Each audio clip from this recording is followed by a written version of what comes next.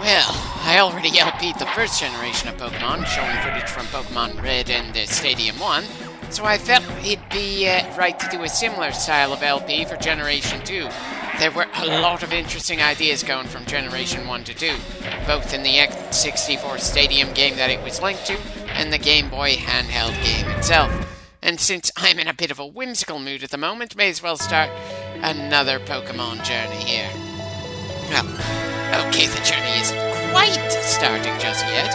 We're gonna start off with several clips of me going through the school provided in Pokemon Stadium 2 before I get things started in Pokemon Crystal. Granted, going to school isn't the most exciting of prospects, and I severely doubt I'll internalize even half the damn things we're gonna get taught there. Still, it seems about as good a place as any to open things up, and it's not like I'm coming to the Pokemon world for pure excitement or something.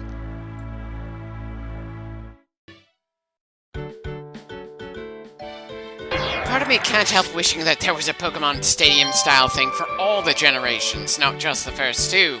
At the very least, having a dedicated Pokemon battling game that linked to the main game would be the nice motivation for Game Freak to give a damn about animations and challenge. Sword, Shield, Scarlet, and Violet are all games that I'd be very hesitant to even touch, much less LP, but I suppose we'll see as I go from generation to generation at a very slow and gradual pace. I know at some point I'm going to want to LP Pokemon Uranium and Rebirth, a pair of fan-made games. It's actually kind of funny how my annoyance at various parts of the anime and the way two generations have been handled hasn't made me give up on this franchise. It's just made me feel the people in charge of running things are complete and utter idiots who don't know how to use the full potential of what they've got.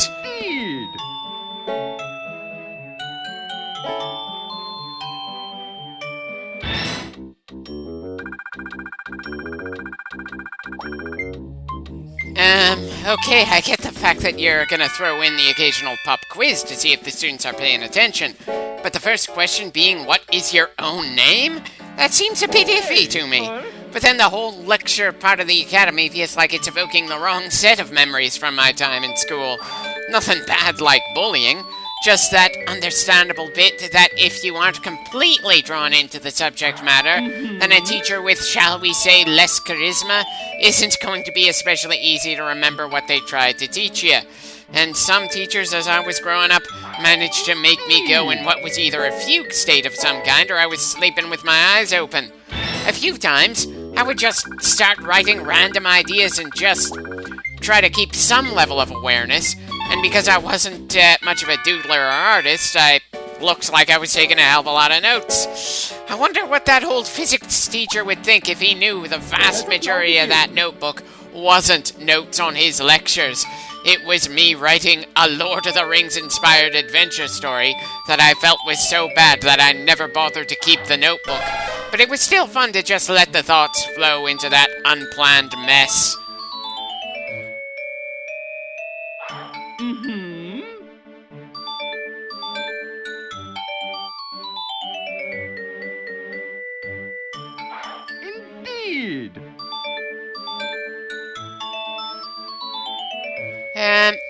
How are we supposed to check when Pokemon learn moves?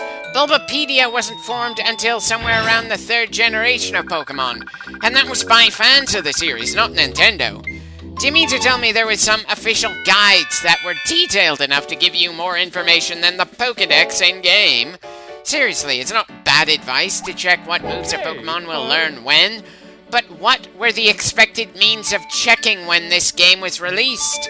Sure, the internet was a bigger deal in 2001 than it was in 1996, but Bulbapedia was made somewhere around 2004 or 5, and the internet became more of everyday life in 2007 or so. Just kind of an odd bit of advice there. Let me see.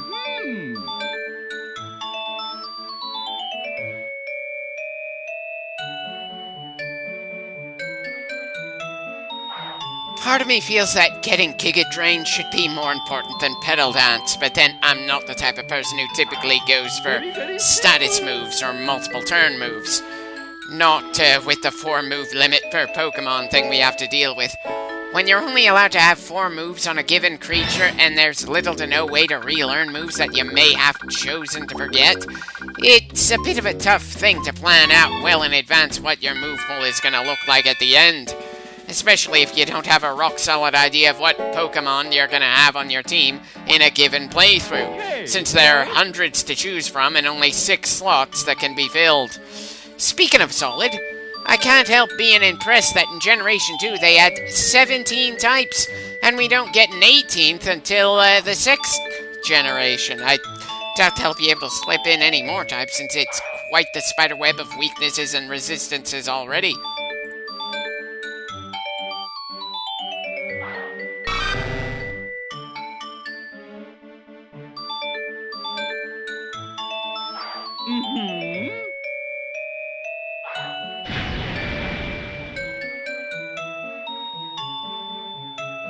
You know, it's actually kind of fascinating that I'm always on the fence on if I should have a fire or grass starter in any given Pokemon game.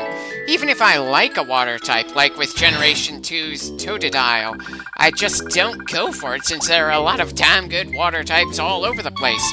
But grass and fire types, there aren't too many real good choices, especially before Gym 6. Makes sense since the planet is mostly water, so there's more variety and meat to the water types over volcanic-styled fire types, but still. Hell, with grass types from the first 2 generations, I can only think of Venusaur, Victreebel, Magnanium, and Executor. Am I just not giving the other grass types enough credit?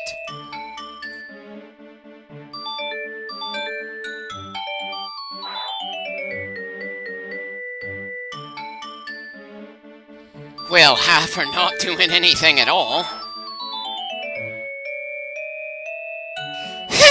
Sorry for saying what you were gonna say just a little bit early there, Earl.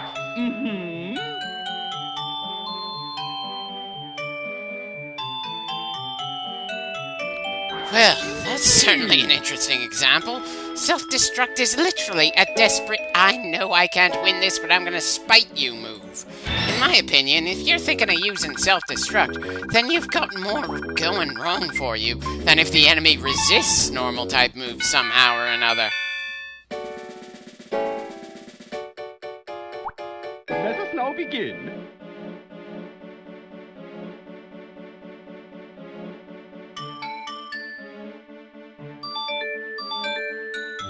Really? You're not gonna mention that Steel also resists Psychic type? Literally the biggest reason Dark and Steel types were introduced were to help deal with Psychic's outright dominance in the first generation. It was effectively broken, especially since the only Ghost types in the game were also Poison type, and Poison is weak to Psychic. There's a reason that Mewtwo was considered an absolute demon in the first generation, and one of the biggest reasons I don't ever capture Mewtwo is because that would make Alakazam, my preferred Psychic of Gen 1, absolutely obsolete, so we'd have to be the one replaced there. Why grab the Super Psychic, who wants to remain free after all of Team Rocket's lab-related bullshit, when you already have a high-tier Psychic that can do a lot of damage? Anyway, technically, sir, I'd be studying in my room, but then it's not like online courses were even a concept on anyone's minds back when this game was released. Hell, Bulbapedia wasn't a thing yet.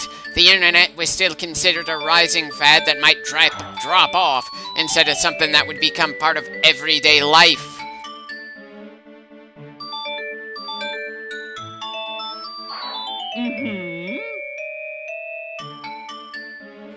I wonder if he's gonna mention the fact that Curse has a very different effect when used by non-Ghost type Pokemon.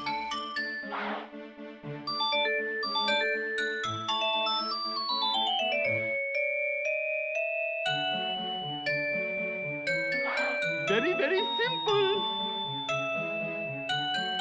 Possibly, but I prefer moves that do a direct attack, and if they have a chance to cause status effects, great.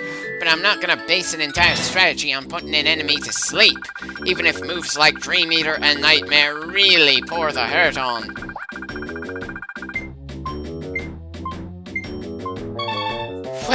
course the only answer that's right is the only one that's in all caps here. After all, he put it in all caps in the lecture text. Is lecture even the right word to use when it's all in text? I think the only other Let's Player who's touched Pokemon Stadium 2 and done things in the Academy was Mage Knight 404. Not that I've seen absolutely every Pokemon Stadium Let's Play in detail. He's just the first I came across that seemed good enough to have on in the background while I worked on other things. But, yeah, Stadium 2 really doesn't get as much attention as it probably should, considering the sheer amount of effort they put into it compared to the newer generation games. Yeah, even if I learned some things from this game before the internet was a thing, I doubt we're gonna use all that much of what we learn from the Academy and our Crystal run here. And really, that's kind of true to life in general. You learn a lot of things in school, and through circumstances and your own attitudes, you just don't end up exercising all the knowledge you gain there. And in a way, it's going to be amusing to see how much of what we see in the Academy and Stadium 2 I'll take with me in my playthrough of Crystal.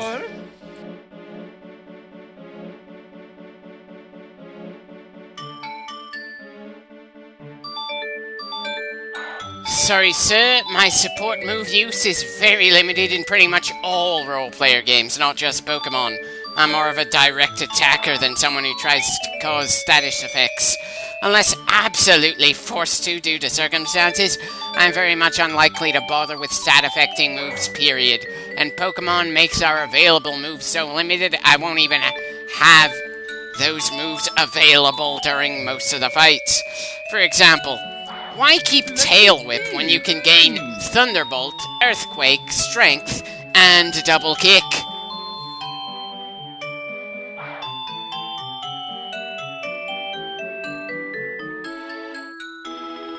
Having damage is good. Taking an enemy down before they get the chance to strike is even better.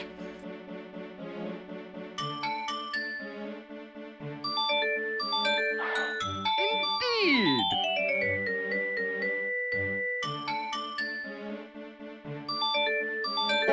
I'm sorry, sir, but I'm very unlikely to bother researching the rest on my own. I explore quite a few universes, not just the Pokemon one.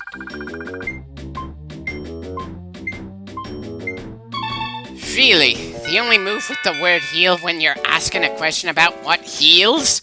Ugh. Ah well, we're halfway through the lectures he has for us here. I'm fairly certain once I'm done with this set of lectures, I'll end the clip and get to work on the next part of the Academy next time. Again, sorry that I started things off in a boring way, but to be fair, this feels like it respects the idea of us being a student more than, say, Scarlet and Violet. I don't recall the teachers in that game actually teaching anything. I also don't recall giving a damn about the whole open world thing, given the way they pulled it off in that game. Again, nothing I saw in Generations 8 or 9 seemed all that appealing to me. But I should probably hold off on complaining too much about Generations far ahead of what we're currently working on. My channel only has Generation 1 under its belt at this point, and there's a good amount of other Pokemon games to come after that.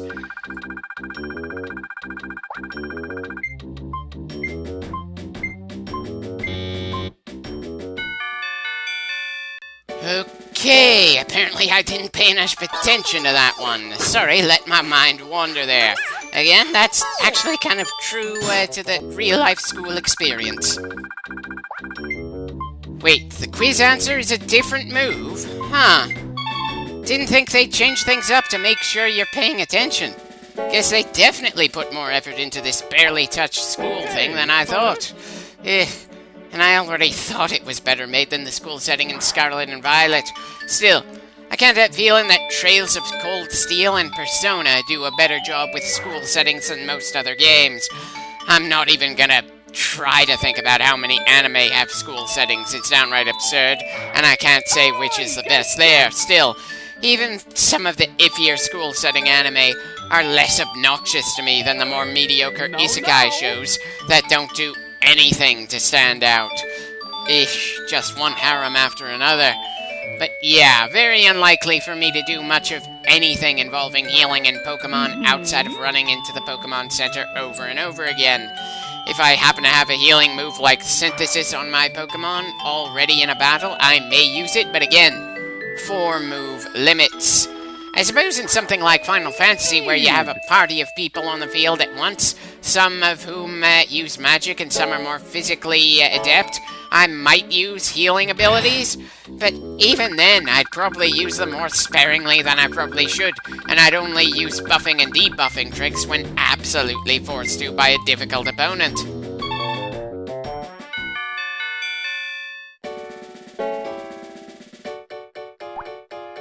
Let us now begin. Okay, this bit of information certainly feels more interesting to me than some of the other things so far. If you're facing off against someone who uses a lot of barrier moves, these moves are a good way to go around that, even if these aren't exactly the hardest hitting moves out there. And at lower levels, those set amounts of HP are very much solid chunks of health.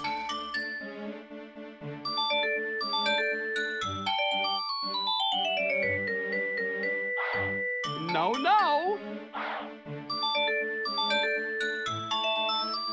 Good to know that a dragon type using Dragon Rage isn't gonna hit harder, but it's also a bit annoying to know that a dragon being hit by Dragon Rage isn't gonna be more injured.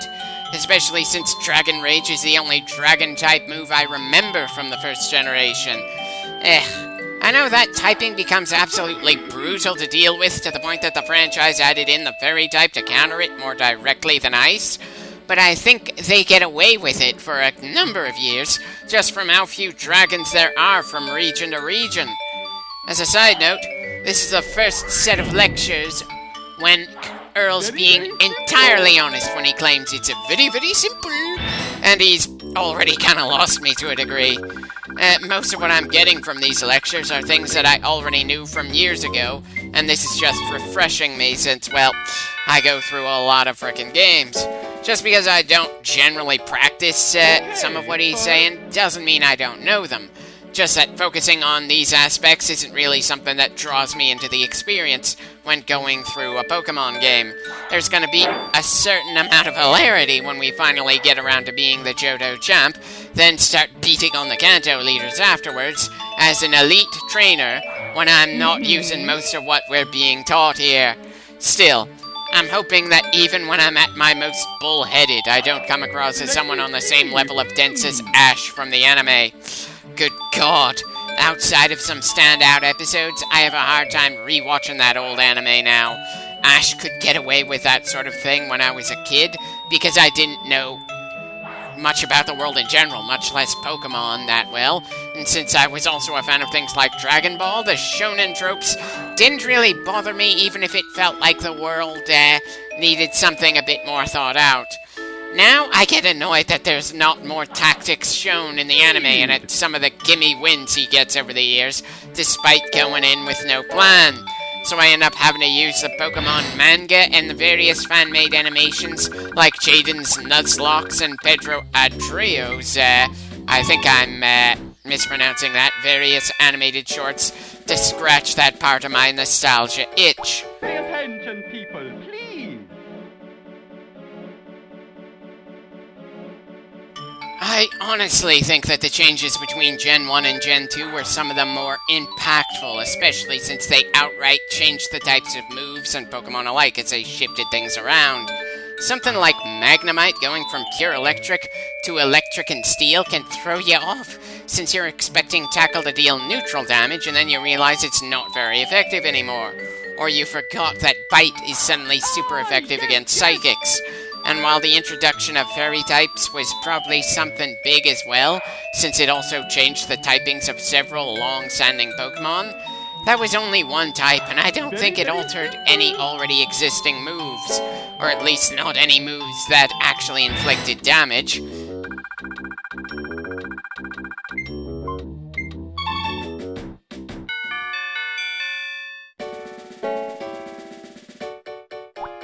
Pay attention, people, please.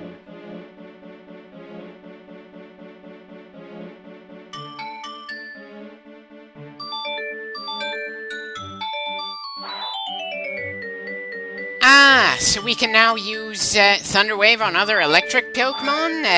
Probably not something I'm going to use in my playthrough of Pokemon Crystal or Pokemon Stadium 2, but when I finally get around to Pokemon Soul Silver, that should be something to keep in mind, among other potential little tricks.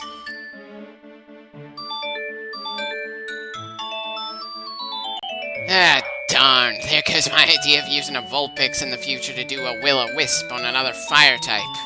Yeesh! Adding in those kinds of exceptions really makes it feel a bit tougher to know what I can and can't do. Indeed.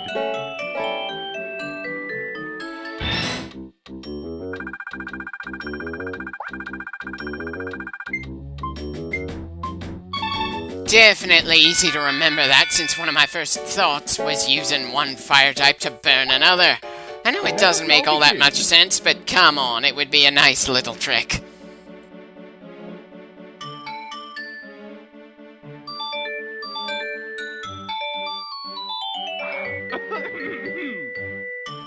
You're not going to see much, if any, switching during any of the mainline games, and so I don't really have much in a way of switching instinct, which of course means that Pokemon Stadium 2 is going to have the hardest Pokemon battles we're ever going to see here. On the one hand, I'm very much glad that the mainline games never try to go as difficult as the two Pokemon Stadium games. Still, there has to be a middle ground between the almost insulting at times difficulty of a majority of battles in the average Pokemon game, and the extremely challenging fights in the side games that were designed specifically for battles and only battles. As a side note, I don't think that letting a friend of yours tank some horrifically super effective damage is a sign of love. It's a sign of stubborn pride. I guess we'll see just how stubborn I am throughout this playthrough.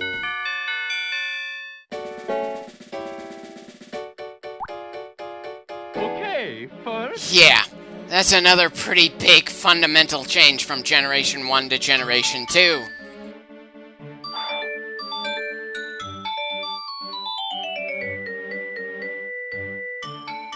It doesn't so much affect the moves as it affects the creatures sending and receiving the moves.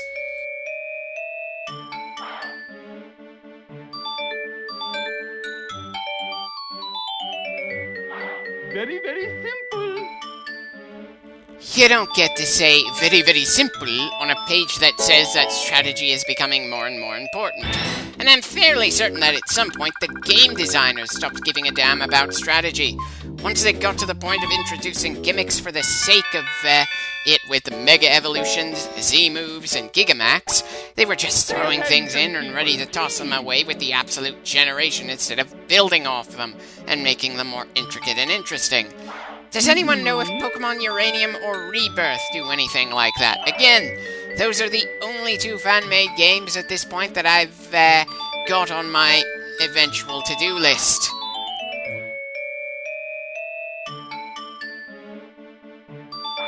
Indeed.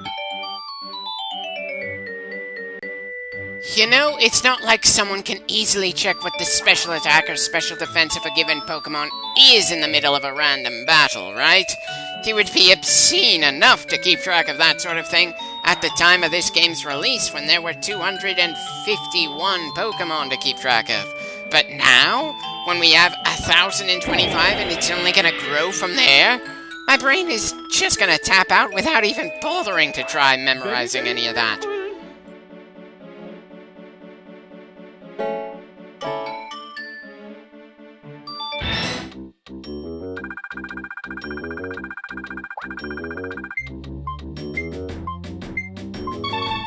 Well, yeah, it's going to be affected by the attacker's attack and the defender's defense. That's how it is for a lot of the moves, really.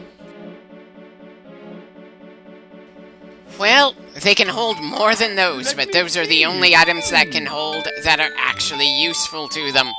There's not much point in having them hold a TM or HM unless you just don't want to use the space in your bag. And the bag has expanded at least a little since the first generation, so that's not going to be anywhere near as much of an issue for us as it was before. Huh. I thought Rollout was a ground-type move. Shows what I know.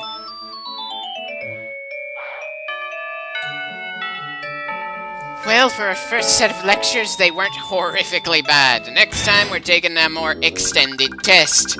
I suppose this is one way to relive my younger days, giving myself the stress of failing a test.